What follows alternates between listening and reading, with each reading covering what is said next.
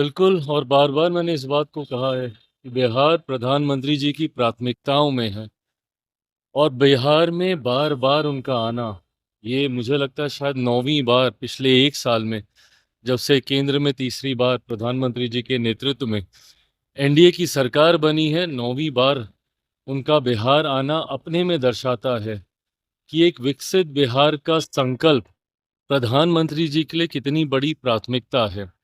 ऐसे में आज एक बार फिर हजारों करोड़ों की सौगात बिहारियों को वो समर्पित करके जाएंगे।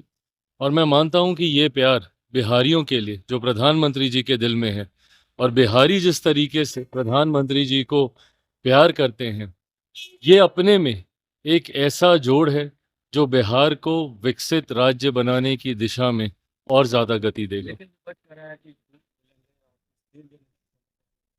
विपक्ष और कहेगा क्या?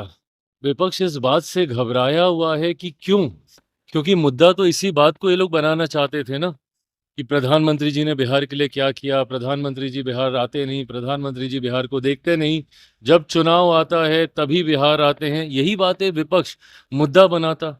पर जिस तरीके से निरंतरता में ना सिर्फ प्रधानमंत्री जी बिहार आए, ना सिर्फ प्रधानमंत्री जी ने बिहार को लाखों करोड़ों की सौगात अभी तक देने का उन्होंने काम किया, बल्कि जो जो योजनाओं का उन्होंने शिलान्यास किया, जिन जिन योजनाओं को, उसका शुभारंभ भी उन्हीं के हाथों हुआ है, और आगे भी कई ऐसी योजनाओं की शुरुआत प्रधानमंत्री जी के द्वारा की जाएगी। तो विपक्ष के पास अब मुद्दा बचा नहीं, तो सिर्फ यही बोलेंगे कि भाई आएंगे, झूठ बोलेंगे, क्योंकि अब कोई ऐसी बात विपक्ष के हाथ में अब है नहीं जिसको वो आधार बनाकर केंद्र सरकार या प्रधानमंत्री जी या हम लोग की डबल इंजन की सरकार के ऊपर वो किसी भी तरीके का प्रहार कर सके। राघव प्रसाद क्या है, कहा है कि पिंडदान करने आ रहे हैं नीतीश कुमार जी का और राजनीति का। गलत बात है ना ये? किस तरीके की शब्दावली है ये?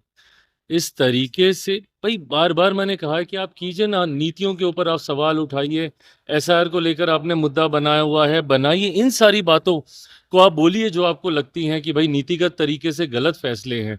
पर इस तरीके से कहना, पिंडदान, मुख्यमंत्री जी के बारे में इस तरीके के अपशब्दों का उपयोग करना, ये कतई उचित नहीं है, इसकी मैं निंदा करता हूँ।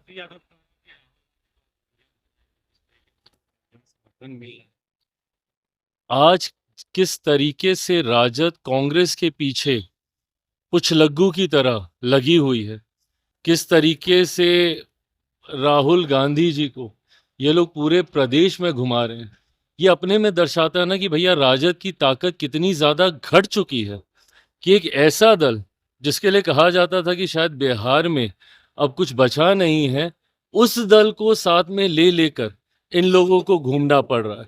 तो ऐसे में ये बात स्पष्ट है कि राजद पूरी तरीके से अपना जनाधार खो चुकी है, और अब कांग्रेस जैसा दल जिसका देश भर में जनाधार कमजोर हो चुका है, उसके सहारे बिहार की नैया अब ये लोग पार करना चाहते हैं।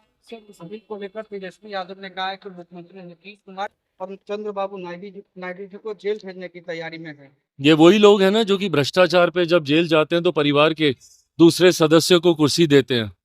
ऐसे में जब जब पारदर्शिता की बात आएगी, जब जब भ्रष्टाचार और भ्रष्टाचारियों पे कार्रवाई की बात आएगी, तो कांग्रेस, राजद जैसे दलों को सबसे ज्यादा परेशानी होगी। क्यों? क्योंकि इनका आधार ही भ्रष्टाचार रहा है। कांग्रेस का शासनकाल देख लीजिए, उसमें हुए घोटाले देख लीजिए, और राजद के घोटालों का जिक्र तो देश ही नहीं दुनिया में लोग करते हैं। तो ऐसे में जब जब केंद्र की सरकार भ्रष्टाचार, भ्रष्टाचारियों के खिलाफ ऐसे बिल लेकर आएगी, तो सबसे ज्यादा तकलीफ इन्हीं लोगों को होगी।